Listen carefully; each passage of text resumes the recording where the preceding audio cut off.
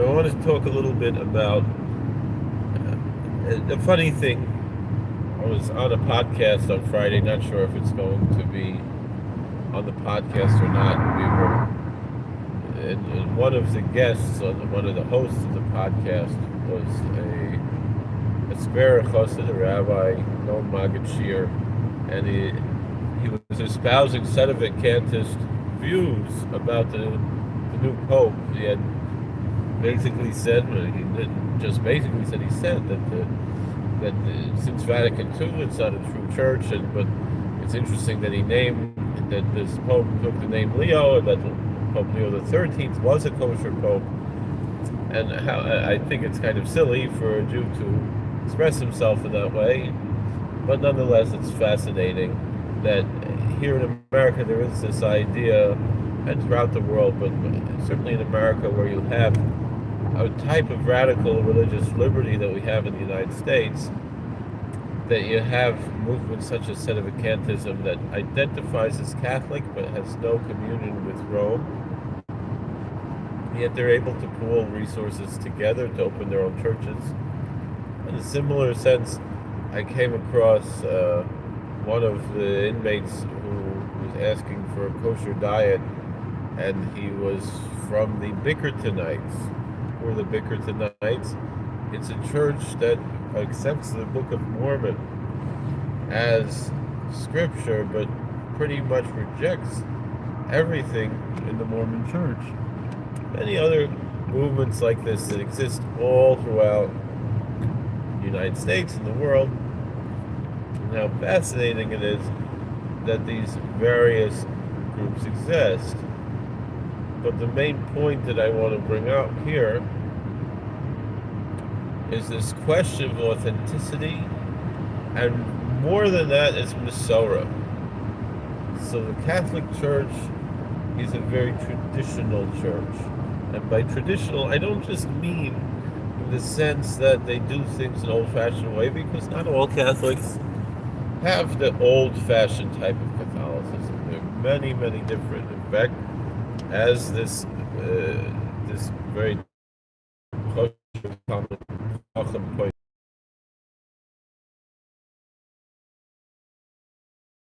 of their traditions with Vatican, that is that they are a very traditionalist church in the sense that they have their apostolic succession and their authority under that apostolic succession. In a similar way, to a lesser extent, with a much shorter succession, the mainline Protestant churches are in that sense more in 2 miles. Take the exit on the right. Than the perhaps more conservative evangelical churches. Because the more conservative evangelical churches, hello, hi, thank you for watching, are much more in the realm of sola scriptura than the mainline church. In a half mile, take exit 161 for US 220 South, Pennsylvania 26 toward I-99 South, Bellefonte. Which means that they reject tradition and only accept the written scripture. Of course, the scripture itself is somewhat of a tradition. But still, nonetheless, that is the extent of their tradition, and that's why they are not traditionally. Take exit 161. Even if they are more fundamentalist. Now, in 1,000 feet, turn left onto Pennsylvania 26 South, US 220 South.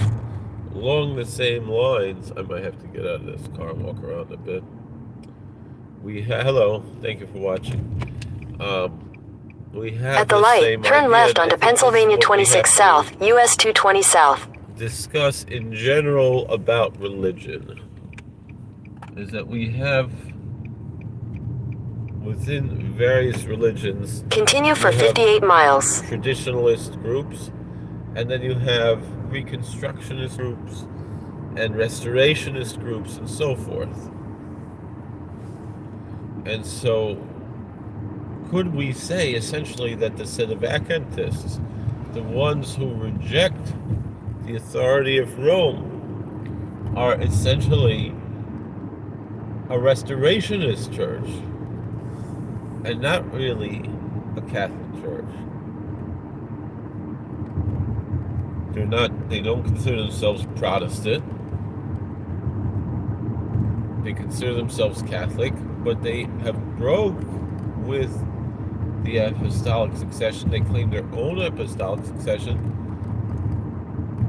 much like the Anglican and Episcopalian churches, which do consider themselves Protestant and yet have a very Catholic style. So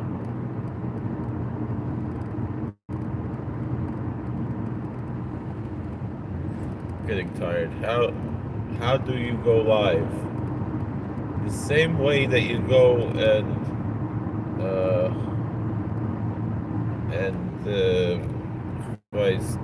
you upload a video, you have that option of go live. Upload a video, upload a short, go live, or the community tab. So anyway, let's go back. I'm sorry, I'm a bit tired.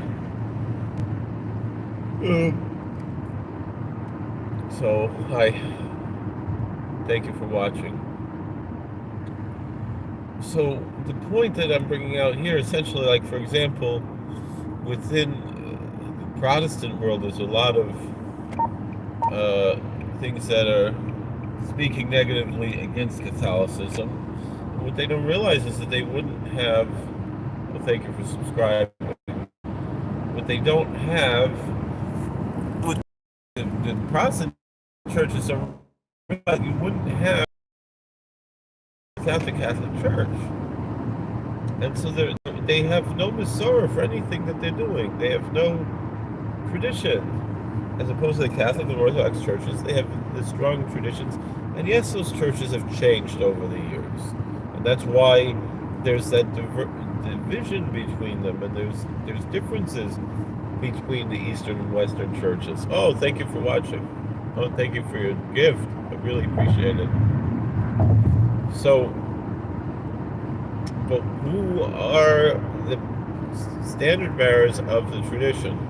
This goes back to a totally different issue, but it's related to the same of restorationism. And that is the original religions. So it's very well known that the Muslims say that all of the Jewish and Christian prophets and major figures in the Bible, both the Jewish and Christian Bibles, were Muslim. That's how Muslims explain themselves. Now, I remember an Imam explained that doesn't mean their religion.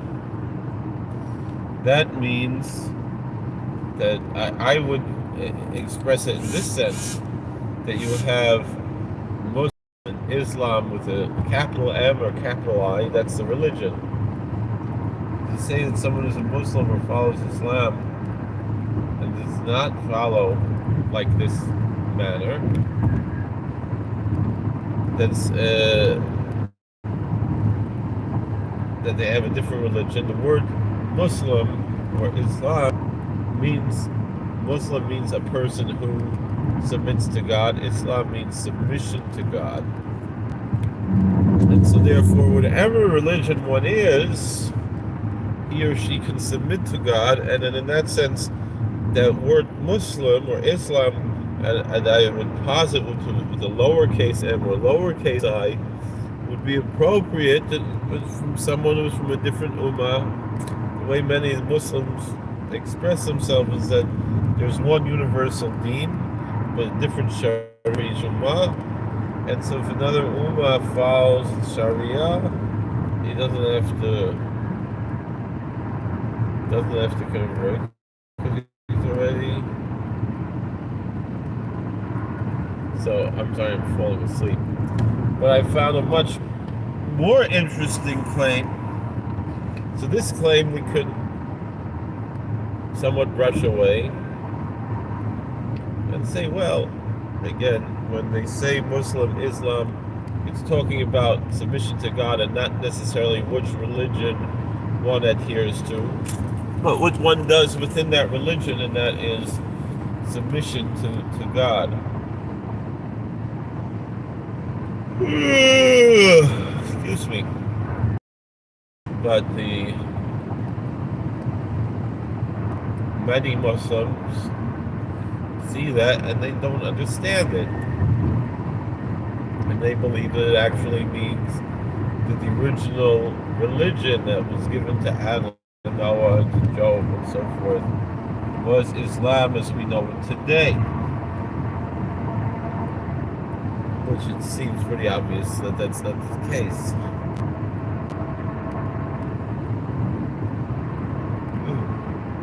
But nonetheless, this Islam that we have today is in a sense a continuation of that tradition, but not in a...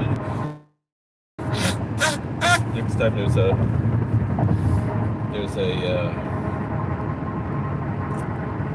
rest stop, I have to get up and walk around. Been on the road for over 3 hours now. Well, no, 4 hours. So anyway, let's get back to what we're saying. I heard it even, it's very well known that in that sense that the Muslims today claim that the original gospel that they call the Injil, that these original books were lost and nobody knows what they are, but there was a restoration at the time of Muhammad, and that's how Islam developed. Whereas there are others who say actually certain foods they can eat and everything.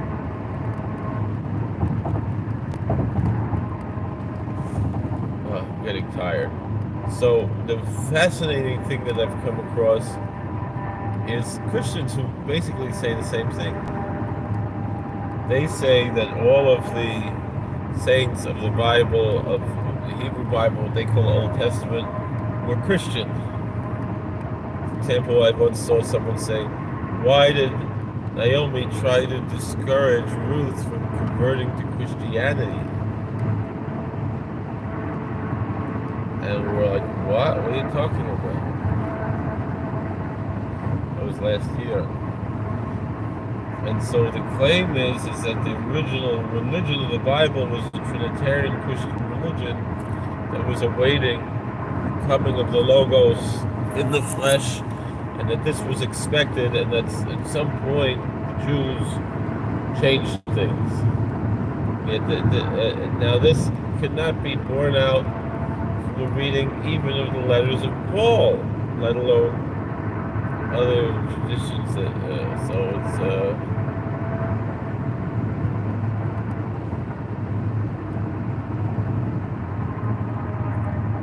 I am getting tired. So anyway,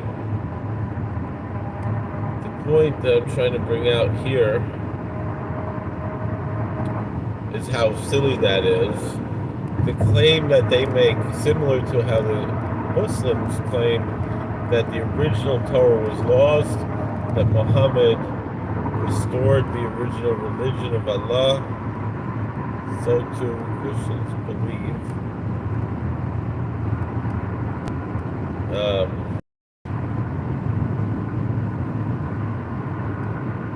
my gosh, I'm so tired.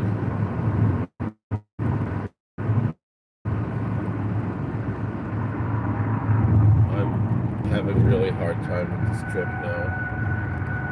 You have to excuse me. So anyway, the types of things that they will claim in certain Christian circles, which is quite ridiculous, just as ridiculous as what the Muslims claim, is that the original Jewish Bible is the Septuagint, and that the Masoretic text was something that the rabbis made to change, to take Jesus out of the Hebrew Bible. Silly, nonsensical things. Now, the Masoretic text, all it really is saying the vowels and the ventilation notes, musical notes. Oh, it's not a translation of the Bible or anything like that. It's the Hebrew Bible.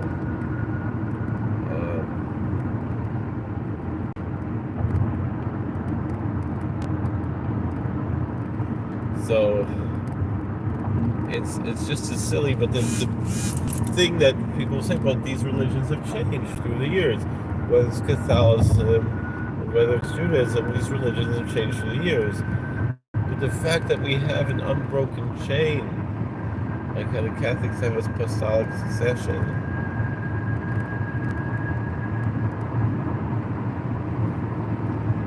all right, I'm too tired to do this, but I'm gonna have to find somewhere to pull over and walk around a little bit. So thank you for watching. Anybody have anything you want to talk about? I'm sorry,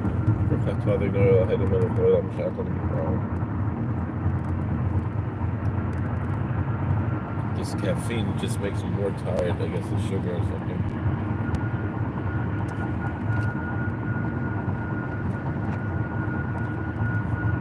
Supposed to be live streaming for a half hour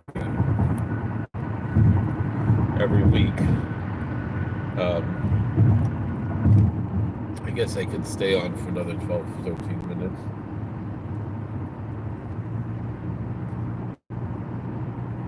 But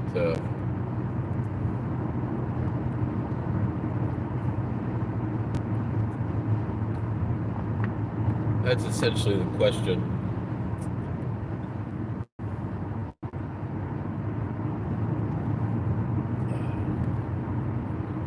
Is not the question, but the point that I want to bring up. The Judaism we have is the authentic Judaism, not because it's not changed, but because the authority of the halachic process and so forth remains the same. The authority of our sages. And even though it's fascinating, when we make comparative religion,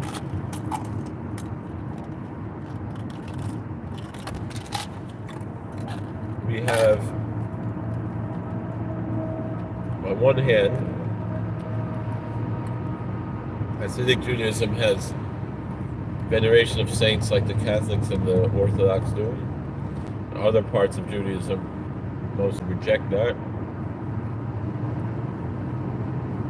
We have, and yet we don't have the hierarchical structure that the Catholics and the Orthodox have, or the Episcopalians, or the Lutherans, or the Mormons for that matter, but rather we have a congregationalist model, a congregationalist polity within Judaism.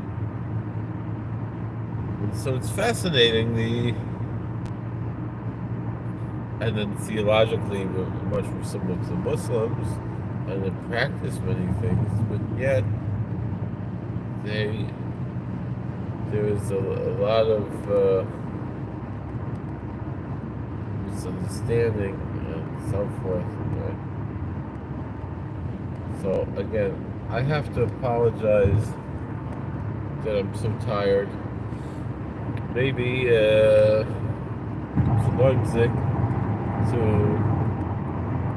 sing something, or to, I don't know, and I see there's somebody here. Anybody want to talk? Anybody?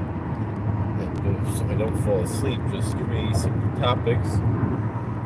But that's the point that I'm bringing, is that there can be change within a process through, meaning staying connected to that chain, but that change still happens within that. That happens in other cultures and other religions as well. You know, I remember the Lenape people, they said that an important food for them is bannock. Bannock is a Scottish pastry, a Scottish cake. So they said, well, this was a gift that the Scottish people gave to the Lenape Indians. And so it became part of the Lenape culture, even though it was of Scottish origin. These are the types of things that we find. Similarly, of course, the Ashkenazic Jewish foods and the Sephardic Jewish foods were influenced by the people around them. So the Sephardic foods would be more the Middle Eastern, the Ashkenazic foods would be more European, although there's certain Jewish halachic influences in the foods that are uniquely Jewish, but yet not universally Jewish. And the ideas of keeping kosher influence the types of foods that are, within the realm. So, for example, as is often pointed out, what are the Jewish foods now? Pizza and sushi. Why? Because these are two foods that are very easy to be kosher. Even though not all types of pizza, not all types of sushi are kosher, but there is but a kosher pizza shop is easier to run than a kosher burger shop. And sushi, you could serve it both. And like Ashley Blaker, we hope he does tshuva again. It's fascinating how he, who had so much Yiddishkeit in him, and for whatever reason found a different derech, but how he pointed out brilliantly about the way that sushi became so ubiquitous in the Jewish world that you go to the pizza shop and there's sushi. You never see sushi in an Italian pizza shop, right? And then you go to the meat restaurant and there's sushi. You go to the supermarket, kosher supermarket, there's a Japanese man making sushi, right? Time and time again. So then he said, you go to the Sfarim store, you go to the bookstore, and they have yarmulkes and tzitzis and sidurim and chumashim, and then a Japanese man making sushi. He said, little we know that when you go to Tokyo, you find in every store that there's a Hasidic Rabbi who's making gefilte fish and herring, because the Japanese love the Jewish fish and the Jews love the Japanese fish. But the earlier stereotype was the Chinese food. Why? Mostly because the Chinese restaurants were open on the Christian holidays, and that's why, even if it wasn't kosher, and then they developed the kosher Chinese restaurants. So all of these things, how the culture works and all these things, and then it becomes a specifically Jewish type of thing. Similarly, in the Islamic world, so you'll have again a type of a restorationist community is the Salafi community, and yet the Philadelphia African American Salafi community has a strong influence from the from the Nation of Islam, even though they reject them as mushraq, as idolaters. But still to this day, the African American Salafi Muslims from Philadelphia love bean pies. Why? Because Elijah Muhammad had How to Eat to Live. He talked about eating beans. And so the bean pie, it was the one thing that was kept over when Malcolm X converted from NOI to Sunni Islam, and particularly, I believe, Malcolm X himself was Salafi, and a great many people from that area in Philadelphia, they all became Salafi Muslims after that, Salafi, and But and so again, even though they rejected the NOI as Mushrak, they still kept the bean pies. This demonstrates the way that cultures change and why certain things become part of one culture or the other. And so when you hear someone, like Sean Hannity, who grew up in the Catholic Church, has very fond memories of the Catholic Church, but has become a non-denominational Protestant, and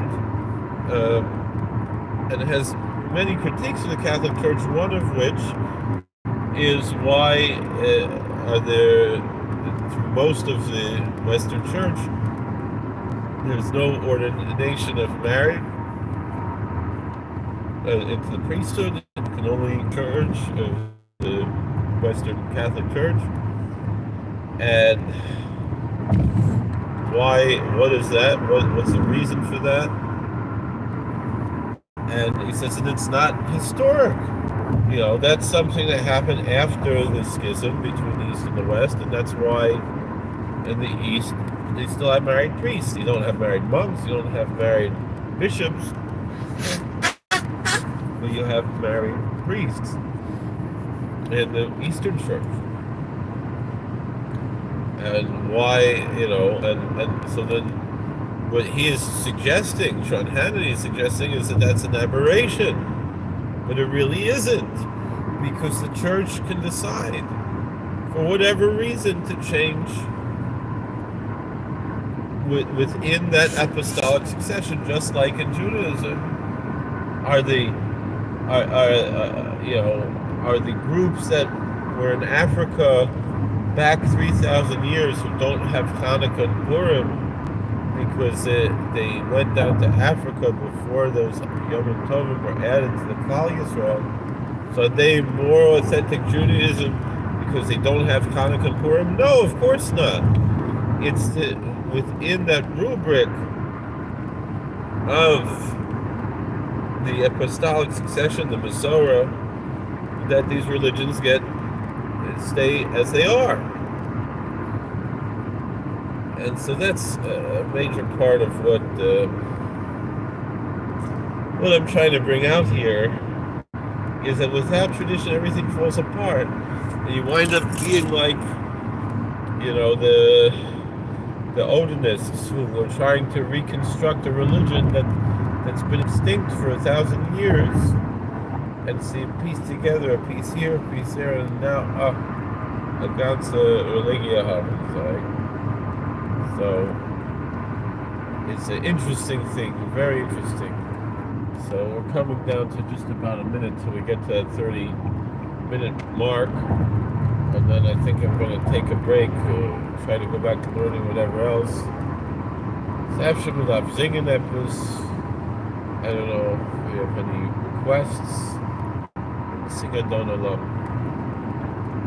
Adon Olam, Asher B'Olam, Terem Kol, Yitzir Nivra, Eis Nasar, Chefetz Kol, Azai Melech, Shmo Nikra, V'Yacharei, Kichlos HaKol, Levado, Yimloch Nora, V'hu Hayom, V'hu Hoveh, V'hu Yeh, V'Sifara, V'hu Echad V'yem Sheni L'Am Shelo L'Achbir Rabba Li Reshis V'Lis Achlis V'Lo Ha'oz V'Ham Yisrael V'Li L'Chai V'Li V'Tzor V'Li V'Tzor V'Li Tzim Manos Li V'Las Kosi V'Yom Ekra V'Yado Avkin Ruchi V'Yesi Shon V'Yayira V'Ruchi V'Yasi Adonai Li V'Lo Yira. Alright, anybody want to comment or say anything else before we close up shop for this video? And there's another point I want to bring out. So there was There's a book called Religions of the World by Houston Smith. And me being Judeo-centric, I read the section on Judaism first. And I remember what Rabbi Weinberger's Zalgazin said. He said, when you open up the New York Times and he reads what they say about Judaism and he knows that they're wrong,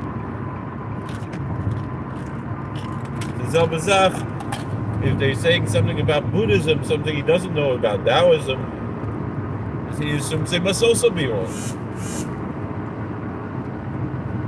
So I had that same bias when I read this book, but then I saw, no. The way Houston Smith looked at Judaism, for the most part, was as a historical relic to come toward Christianity and Islam, which then would refute this idea, though, that those were the original religions, one or the other. In any event, it did not, for the most part, recognize it. So along those lines, what I'm saying is that I see all of these birds. Not birds. What am I talking about? Look how tired I am. The point is that Judaism is not merely a historical thing. It's a living that does change through the years, but that doesn't mean that what we have now is not Judaism and what we had then was not Judaism. And I would go along the same lines. The popular thing in the politically correct world is land acknowledgements. But if your land acknowledgement, meaning to mention that we're living on the land of this or that indigenous people. Now, if you included that in there, the problem with that is that it relegates the indigenous peoples as a relics of history. It's much more important if you're able to recognize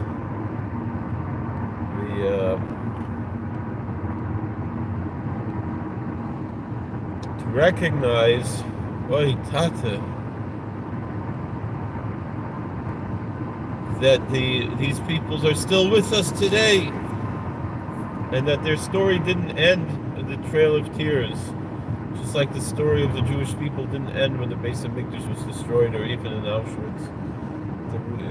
David Melech Yisrael Chai v'Kayom, Am Yisrael Chai v'Od Avinu Chai, Od Avinu, Od Avinu, Od Avinu Chai, Od Avinu, Od Avinu, Od Avinu Chai. Am Yisrael, Am Yisrael, Am Yisrael Chai. Od Avinu, Od Avinu, Od Avinu Chai. All right, any more comments? Or God bless. Please like, share, and subscribe, comment. Please daven for me that I should get to my destination safely. I only have about 2 hours left, but I find some stuff. For the gas. Oh, all right. We love you guys. See you later. Take care.